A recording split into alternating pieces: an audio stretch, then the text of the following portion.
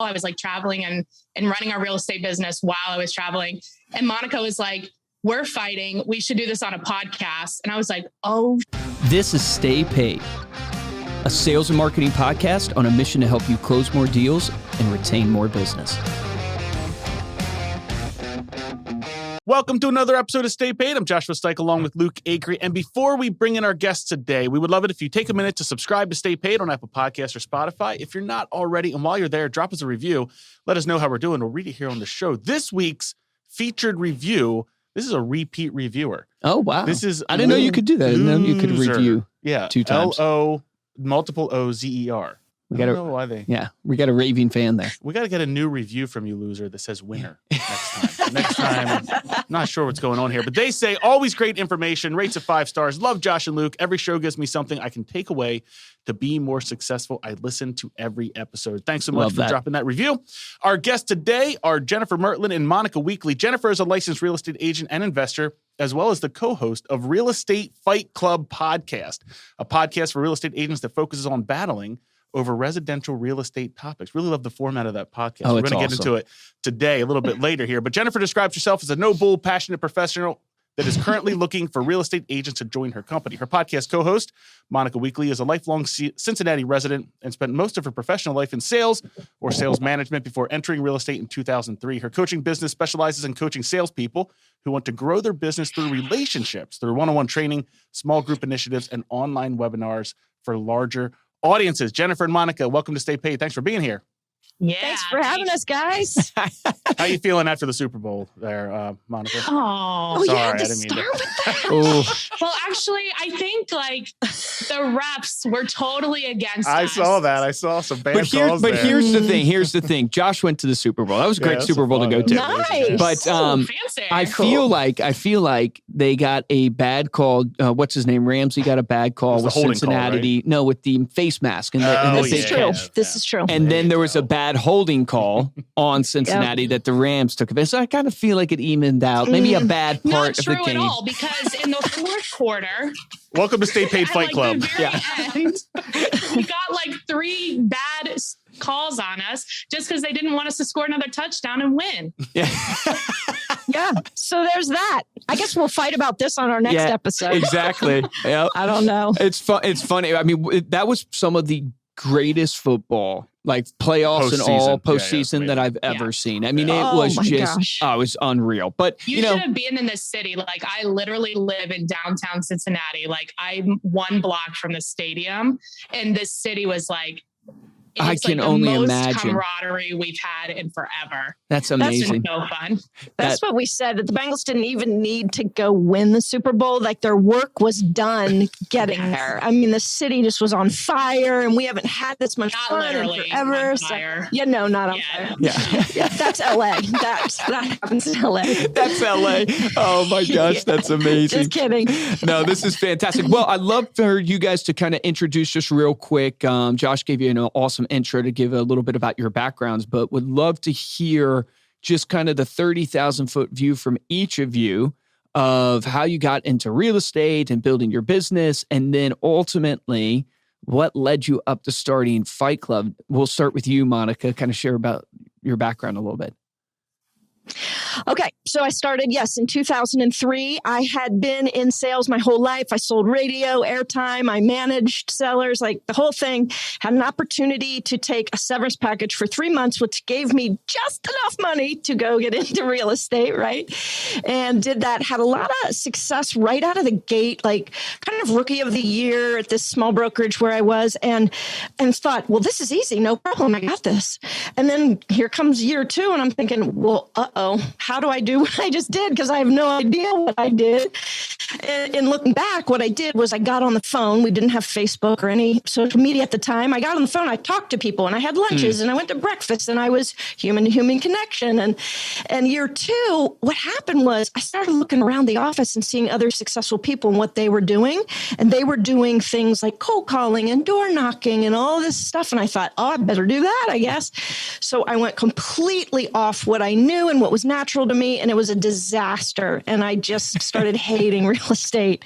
And that very quickly taught me that, look, no matter what you're going to do, whatever path you're going to take, you've got to do what feels authentic, what feels natural to you, and what you will be consistent doing. So I got back on that path, and I've been a relationship-based agent for a long time. And what I realized I was doing that other agents weren't was I put a system around it, because I think a lot of agents think I can't control my income if I want to be a relationship based. Like, I just have to be hopeful that the referrals come, and that's just not true.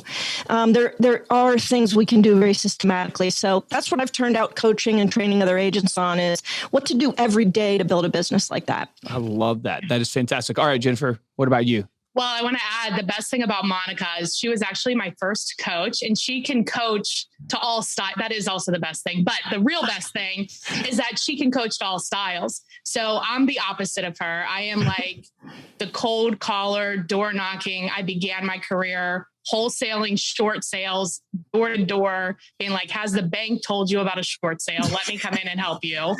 And she like made this little board for me that had 30 magnets. And she was like, you have to talk to 30 people every day. And she would come and check on me and make sure that I moved all my magnets. And like, at first it would take me like 8 hours to talk to 30 people. And then it got down to about 2.5 hours. So good. How long have you been in real estate? I'm about 12 years into my 10-year plan. But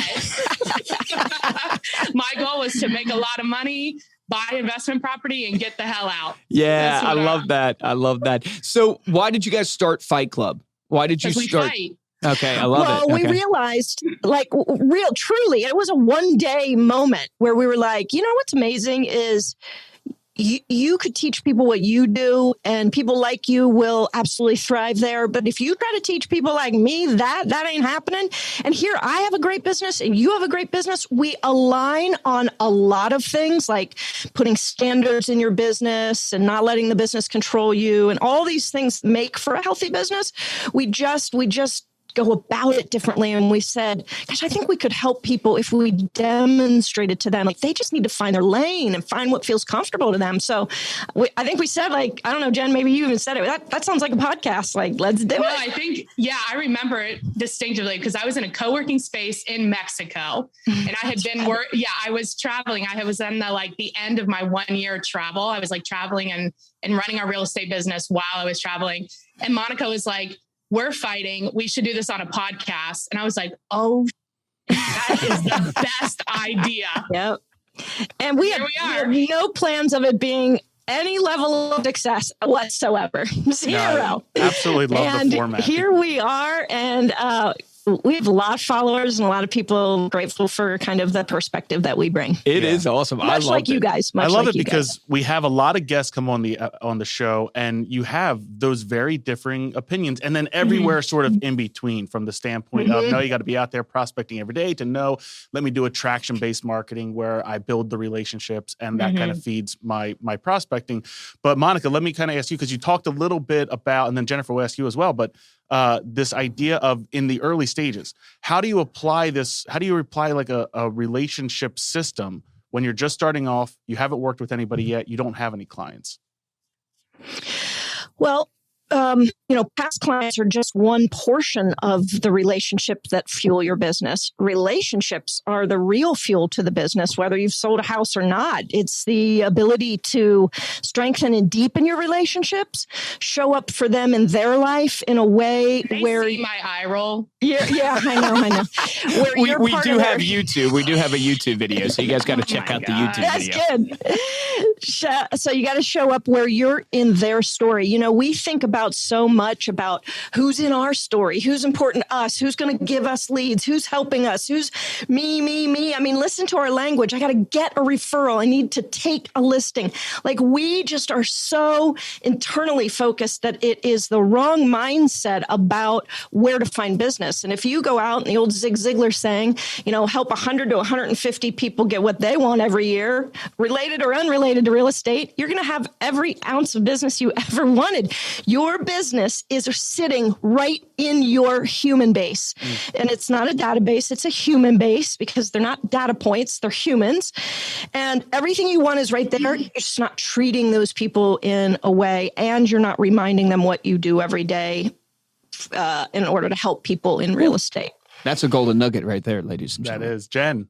Yeah, well, I think though a lot of people that are like me prefer to talk to people that they don't know. But I do agree with you, Monica, on the basis of the philosophy. Like I will cold call, but my intention is to not only find out, are you motivated, right? But like, can I actually help you? Like, do we get along? Because I'm not working with everybody. If I don't like them and I don't think I can help them, I'm not working with them, right?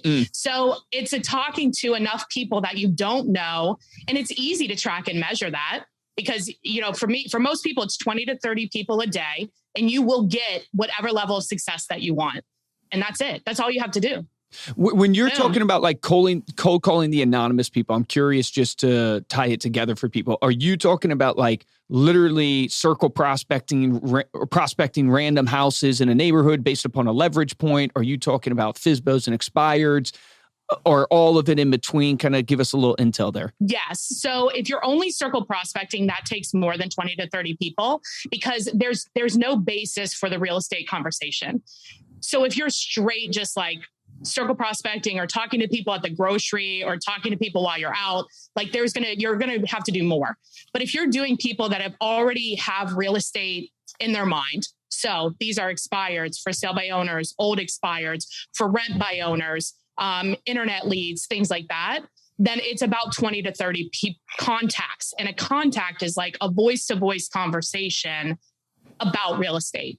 You literally, like for years, we sold over 100 houses a year doing that. Wow. And that's it. You just get better at saying what you know what I mean? Like it's still only 20 to 30 people. It's just my ratio to an appointment is better than somebody who's just started because I know what to say. How much of your business, Jen, is from referrals then? Have you kind of tracked that? We get a little bit more because I brought on a partner about 6 years ago and he's Monica. He does things the right way. You love and Monica really so much. Yeah. Look, I'm not stupid, right? Like I know where, and I like to make money. So like my downfall is the database. Like he literally changed my password and will not let me into the database because he's like, you cannot, like I was not capitalizing stuff and I wasn't like putting in, like, for example, he's in Florida right now and I got a deal together and he's like, what are the clients' names? I was like, I don't know. It'll be fine. And he's like, I hate you so much. You know, you have listeners right now that are like, Jen is my queen. Yep. She is my God. And then other listeners are like, what is wrong with her? Yeah. That's okay. It's okay. So I'm curious because I think, Monica, you touched on this when you were elaborating on the relationship-based business, but it's one of the biggest pain points to relationship marketing, to relationship building is it's not instant gratification. And it's really hard to measure. We see this all the time. So Josh and I's company is a marketing company, but our niche has always been kind of referral marketing. And people will cancel all the time. They'll send out, like one of our products is a customizable magazine. You send it out as a gift to your clients. And literally they'll cancel after sending it 2 times and go, well, I didn't get any listings from it. And I'm just like, what were you expecting? Right? Like, did you, like, if you were expecting listings to rain from the sky, why didn't you send out 100,000 of these, not just 70? Right. So the point I guess I want to ask you is like, how do you overcome that mindset of, you know, and what would you teach agents of going, look, you know, this is a long-term game. How long should I wait before I get returned with a relationship? When should I change and pivot? Yeah, legitimate question and legitimate concern from agents. I think the first thing to find out when I'm talking to an agent is how much runway do we have here? What is your financial situation? Is your house on fire? Are they coming to get it? Like, what's going on? Because in that case, we need to probably go call Jen and get some of her techniques so we can get some now business. No, Monica, I'm not doing that and I'm fine. I don't need the money. This is supplemental income for my family. Okay, great. I think the biggest mistake agents make around what you're asking for there is they attached they attach to the end result too much. They attach to the result. It is important to set the goal, of course. You got to know, the flight pattern sort of. But what we're going to do is we're going to measure each day by, did you do the things you were supposed to do, the activities that we know will get you to this place you want to be. And you need to give me 90 days of that so that I have evidence to see some of the ratios Jen's talking about in her business. We'll look at the same thing. If you are doing the right things on Facebook and you're having 5 conversations with people, not about real estate, just about their lives and how you can help and serve them. And then if you're sending, X number of send out cards, or if you're doing handwritten notes, or you're doing a gift a week, or whatever your mix, your little recipe is that we will put together, are you doing that every single day? You give me 90 days of that. We're just not really talking about where the business is coming from. It's coming.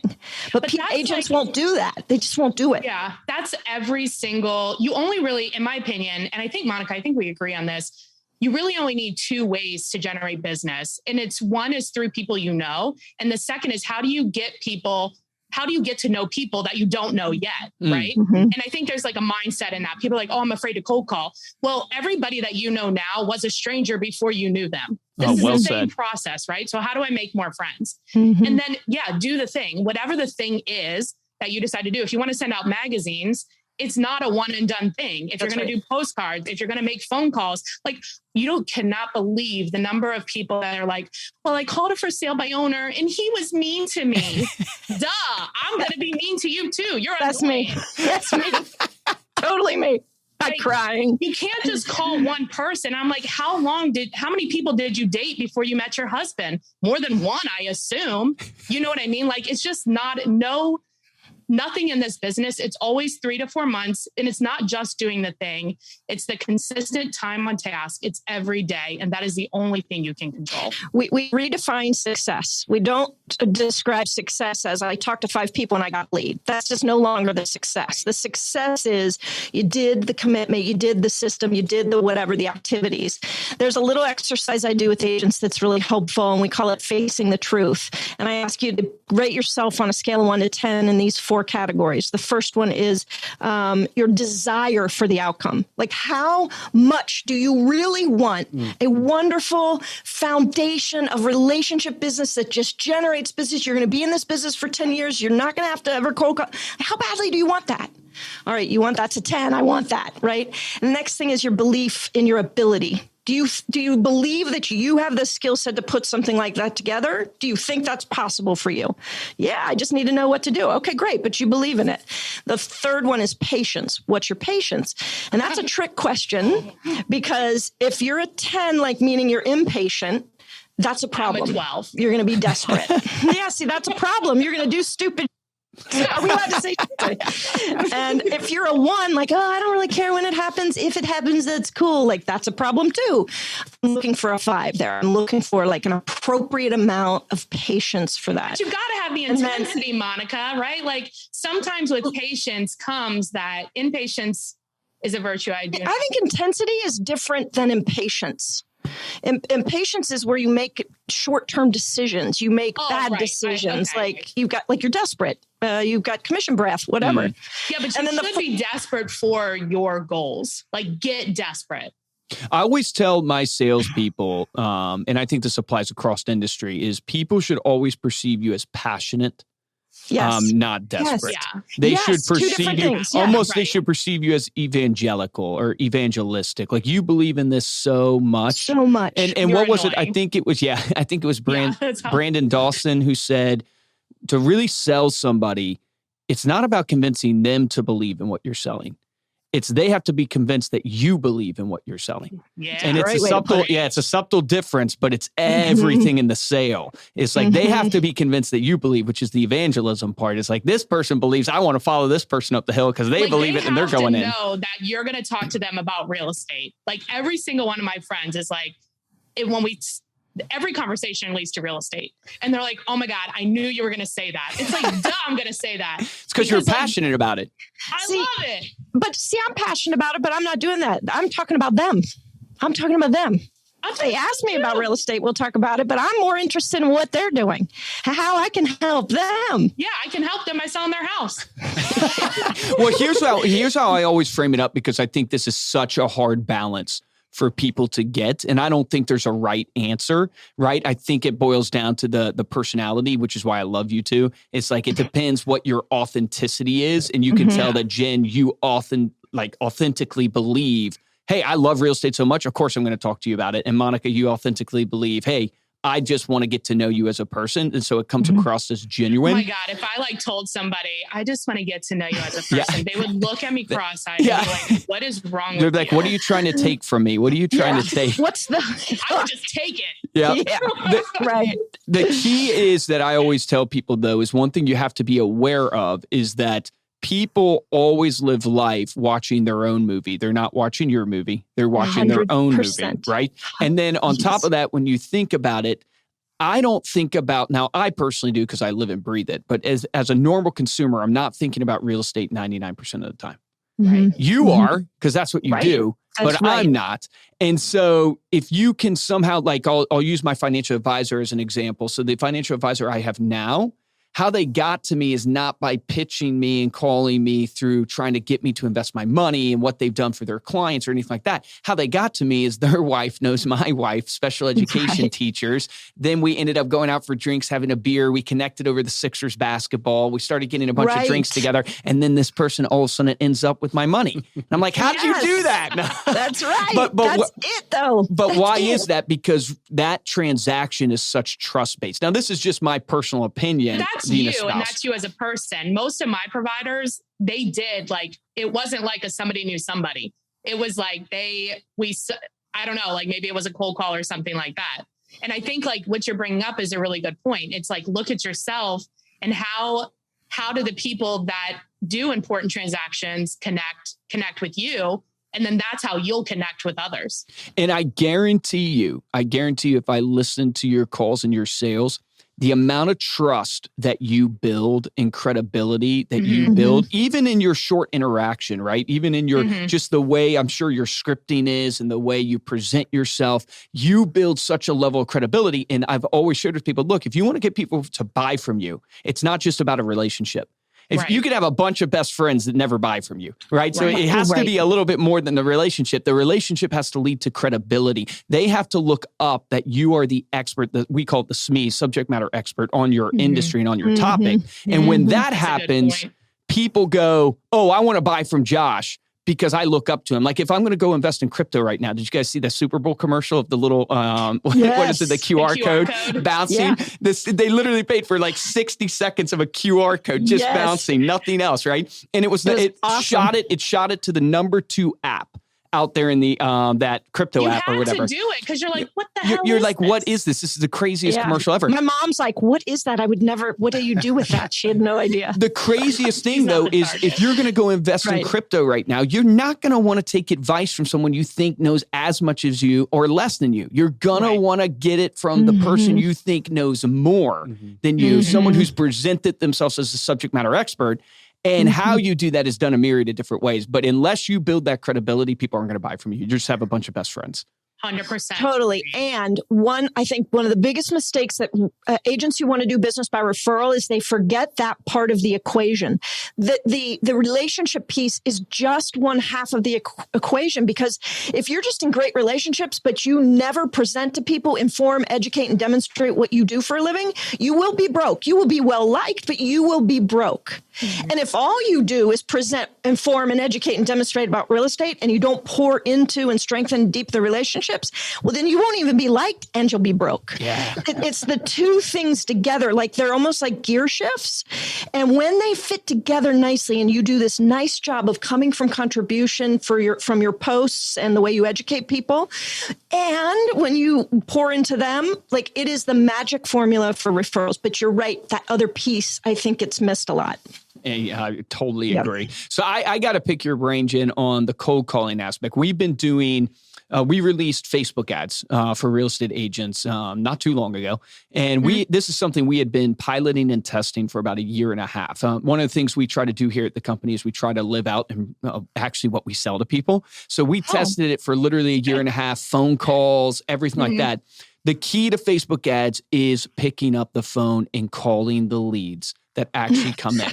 And the number one complaint, it's unbelievable how much agents will not call leads. It is a contact sport. You have got to contact them. It's crazy, but they won't do it. I'll do it. Refer them to Jenn. I was literally going to say, what would you tell these people listening that have such a fear of picking up the phone? Then I say they hate money. I mean, do they it literally is the easiest. Like, I know that I can make any amount of money that I want when I talk to 30 people a day. Like, I can turn it on, I can turn it off. Oh, I want to buy a house. Okay. I need how much money? Okay. Get on the phone. Boom. It's done. Like, if you're afraid, I don't know. What would I say to them? Jenn, don't you think that maybe they're worrying too much about getting something for themselves? All they're focused on is, am I going to get the appointment? Am I going to get the listing? If you turn that around as, I'm going to call them and see if I can actually help them.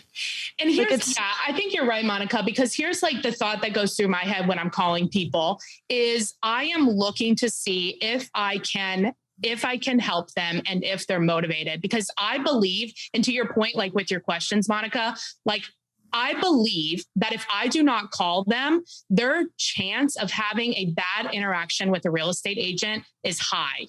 Their chance of having a bad interaction with me is low. So I know I'm the best person for the job. You believe the value. Yeah. Yeah. I know that I'm the best person and I care about our industry. So I'm compelled to call them. That's such a great word, compelled. Do you think a lot of agents just don't quite have the confidence that you have? So that's easy to say if you believe in your own talent. But I know a lot of agents don't believe in themselves. Because they're not working. Because they're not getting the say reps, it doesn't right? work. Yeah, they say it doesn't work. Well, literally, this is a word for word conversation. Well, it doesn't work. Okay, well, how many people did you call? One. At least they were honest. At least they were honest with you. A lot of times people won't even be honest. You know what I think, and this is what happens to so many people, is that they live in the lies they tell themselves, because the lie, at least it gives them the excuse to not feel bad about themselves, even though deep inside they're feeling bad anyways. But literally they can't bear the thought of doing the activity, because what if they actually do it and they fail? Then they failed, and there's no chance. When they don't realize, no, you're not going to fail. If you just keep going, you'll fail in the short term, but you will win in the long term. It's just mind-boggling to me. But I think that's that patience that Monica was talking about, right? Yeah, and it's redefining success. Stop being attached to the outcome. If you call 30 people, let's then talk about. But the goal is to call 30 people, not to take a listing. Right. Don't worry about that. Just you either did the work or you didn't today. You put your head on the pillow tonight and you say, I either called 30 people or I didn't. And that's it, because they can control that outcome. They don't have to hope for some yes or no from somebody. They can control if they dialed the phone 30 times. Or it could be to anybody. It doesn't have to be cold calling. It can be. Right. But it's the same with my system. Did you call 5 people and, jump into their lives today? Did you do that? Why not? Oh, I don't want to bother anybody. Bother? I don't even care about why. Hang up. Call me back when you did it. Right. That's so good. Stupid. Frustrating. Love that. So would love to hear from both of you, because we ask everyone who comes on the podcast about their daily routines. Obviously, being very successful ladies and running your businesses and different personality types. Would love to hear from each of you. Maybe Jenn, if you could start, what are some of the things that you do every day in your work and your personal life that have really helped kind of create or define your success?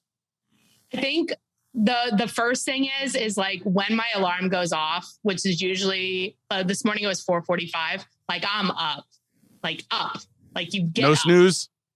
No snooze. Because snoozing, the thing that I learned is that when you snooze, like for me, I actually get more tired, and then I'm pissed that I'm tired, and then I'm behind, and blah, blah, blah, blah, blah, right? Mm-hmm. So I'm supposed to be meditating, but I don't meditate. Does anybody meditate really?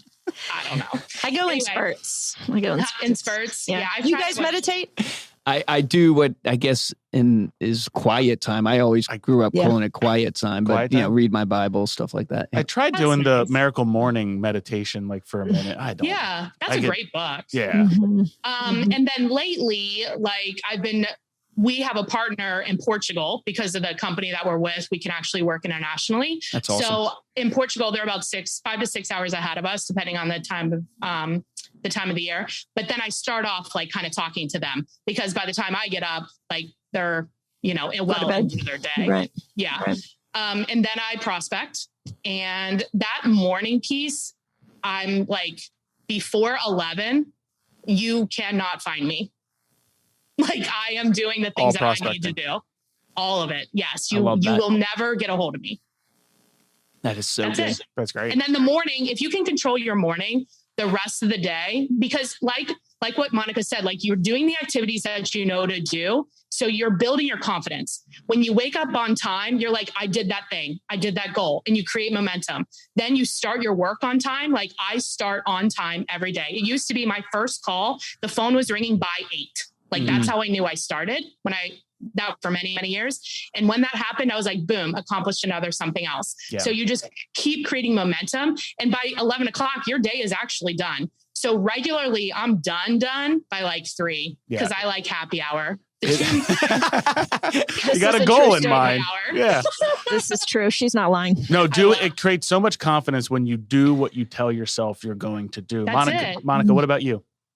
What's interesting, and I didn't know this completely about you, but I'm exactly the same, although I block till 10 a.m. No appointments ever until 10 a.m. And so my morning routine will vary depending on kind of where I am in my mindset, if I'm working out or if I'm meditating or if I need to get a bunch of done and just work. But I have blocked on my calendar. It's impossible to get on my calendar before 10 a.m. And so by 10, I've done all the things that I've promised myself I'm going to do. And that is lead gen as well as just my personal, whatever that looks like at the time. But my lead gen is more lead attraction. And it's kind of a routine around Facebook. I don't know if you guys know Hank Avank. Do you know Hank? No. He's a coach, and you would like him. Yeah, he's crazy. He built this thing called 36 to Life, and it's how to do 36 deals and have a net life. And one of the things he teaches in this I've adopted, and it's called the 50, 20, 5, and 1. And it's you do 50 likes on Facebook, 20 comments on Facebook, 5 conversations a day with people just pouring into them, and 1 meaningful conversation a day. I do a variation of that, but that Facebook interaction gives me a great start to the day to sort of be supportive and be seen in other people's lives. And it also gives me the reason to call 5 people. Oh, I saw this person's grandma died. Oh my gosh, I saw this person got a new puppy. Oh, I saw this kid's going off to college. So I'll do a little post-it note, 5 people. So when I'm running around all day, I can just make my calls, based on that. Ask them if their grandma had a house. You are awful. You know what? They already knew that. They love me, and they've already called me about it. That's awesome. Well, thank you both so much for being here. Before we do close out, please let everyone know how they can connect with you. Let them know about the podcast or whatever else you want to plug. I'll do this first. This is a free member service. It's called, if you're not watching on YouTube, I guess I should say what it is. It is called Ghost Poster, GHOSTPOSTR.com. And it is Facebook posting ideas for real estate agents. Awesome. So you get one to your email every morning, Monday through Friday. You get a library of over 600 of them. And the point is, you've got to be posting about real estate. You've got to be contributing and giving information. And I want to make that really easy for you. It's free. So hope you join. Love to have you as a member. And then Jenn can talk about our Fight Club stuff. Yeah. So our podcast is Real Estate Fight Club, and you'll hear this. We have an explicit warning. I feel like you figured that out.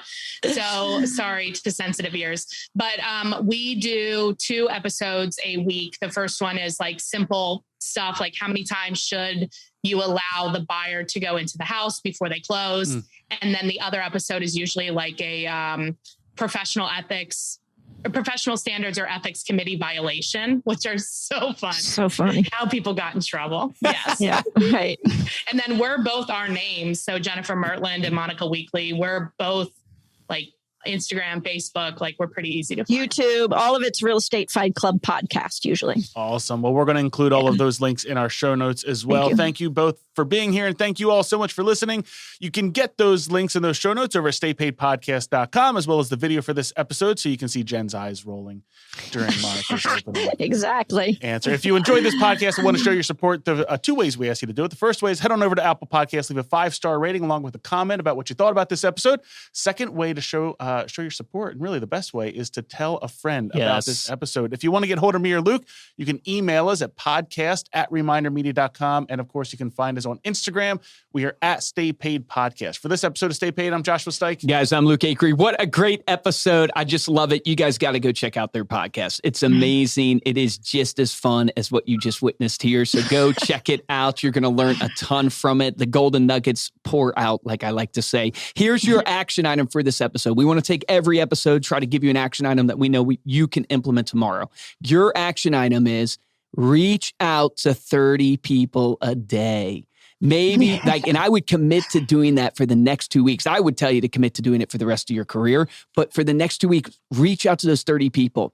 And you can reach out and you can take Jen's, expertise and her techniques, or you can reach out and take Monica's expertise, but it is a contact sport. The more people you contact, the more opportunity is going to present itself. Remember, the difference between top producers and mediocre producers is top producers take action. Take action on that today.